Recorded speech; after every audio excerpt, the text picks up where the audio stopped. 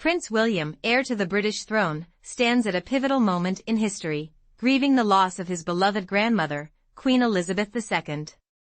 The nation, and indeed the world, is still in mourning as the royal family navigates the emotional and public challenges of honoring her extraordinary life. As the royal family marks what would have been her birthday, Prince William is quietly facing a monumental responsibility that no one could have anticipated. In the private chambers of Buckingham Palace, the moment had arrived, the reading of Queen Elizabeth's final will. It was an event that would send ripples through the royal family and beyond, changing the very foundation of the monarchy. The Queen's death was not just a personal loss for Prince William and the royal family, it was a loss for the nation and the Commonwealth. As he stood at the crossroads of history, he had to come to terms with the enormous weight of responsibility now placed upon his shoulders. Yet, in that somber moment, something unexpected happened.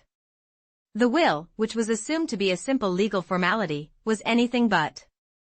Instead, it revealed hidden truths, startling decisions, and a future for the monarchy that was far more complex than anyone had imagined.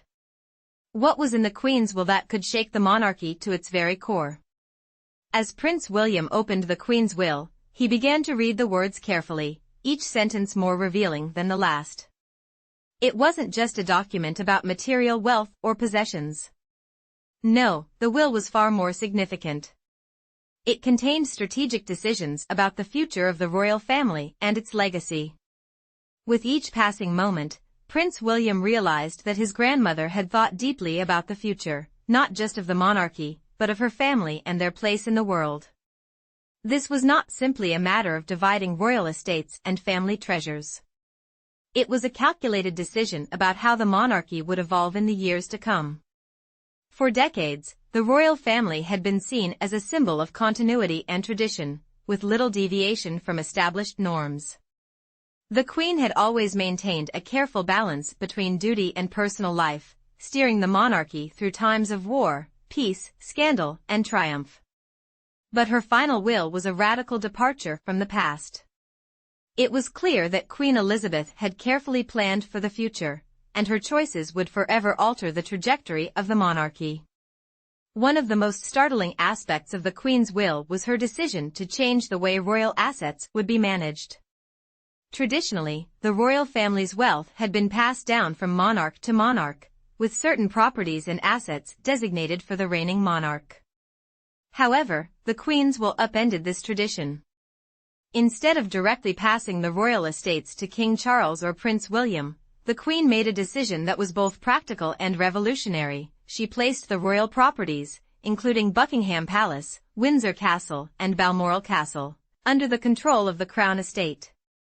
This meant that the properties would remain in the possession of the monarchy but would no longer be directly owned by any individual member of the royal family.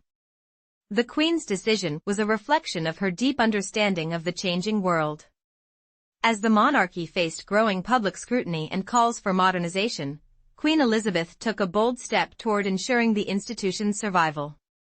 By removing the direct ownership of royal estates from individual family members, she effectively created a more transparent system, where the properties were held in trust for the monarchy as a whole.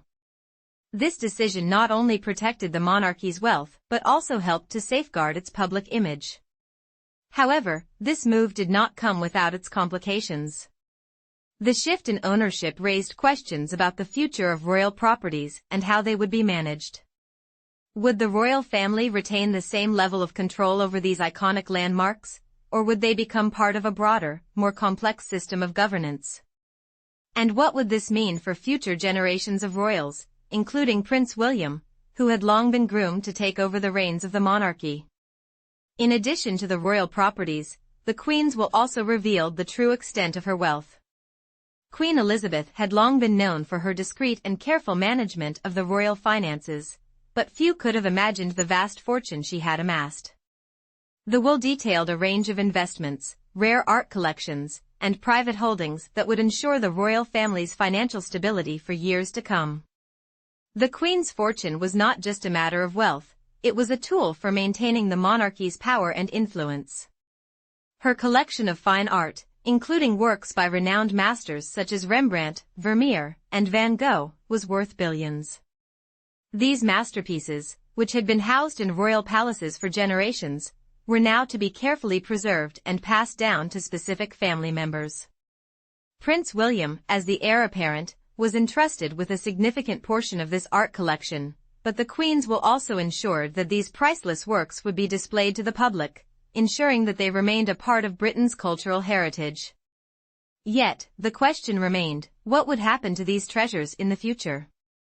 Would they remain within the royal family, or would they be sold off to the highest bidder? As the royal family grappled with the implications of the Queen's will, the public eagerly awaited answers to these pressing questions.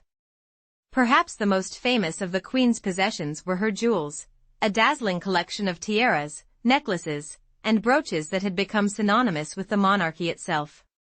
These jewels, some of which had been passed down through generations of royal women, were not just valuable, they were symbols of power, history, and continuity. The Queen had always worn these jewels with grace and dignity, but now the question arose, who would inherit them?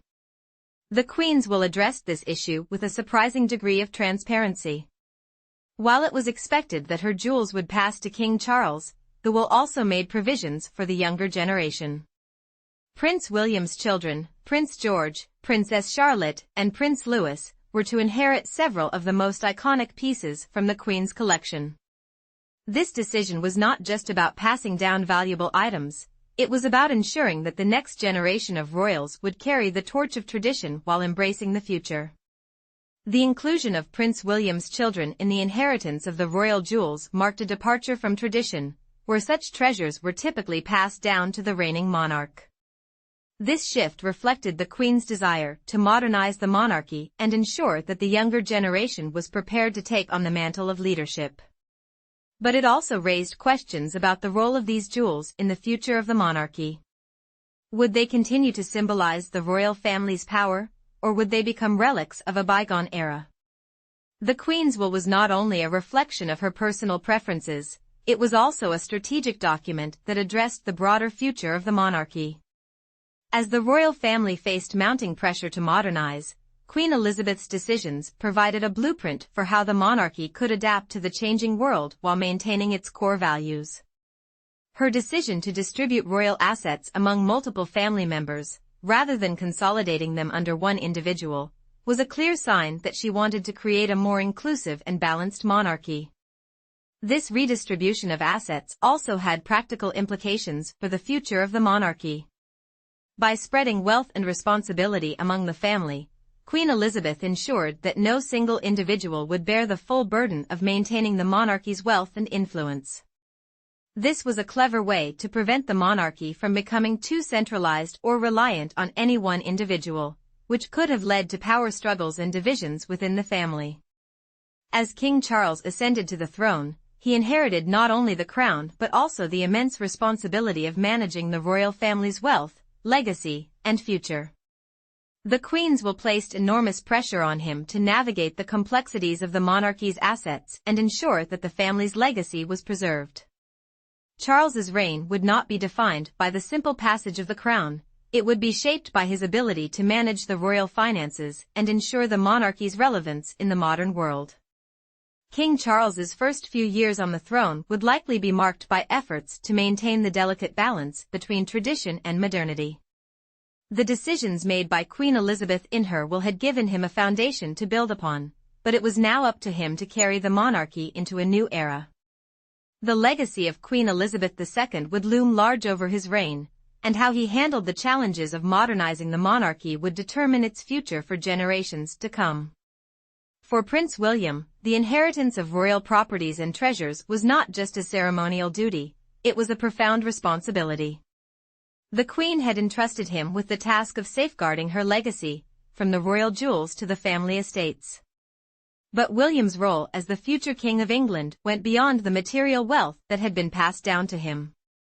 It was about ensuring that the monarchy continued to evolve, adapt, and thrive in an ever-changing world. As the Queen's will made clear, the monarchy was not just about wealth and power, it was about duty, service, and continuity. Prince William understood that his role was to carry the monarchy forward while honoring the traditions that had been established by his ancestors. He would need to navigate the complex relationships within the royal family, the pressures of public life, and the challenges of modern governance to ensure that the monarchy remained relevant and respected for generations to come.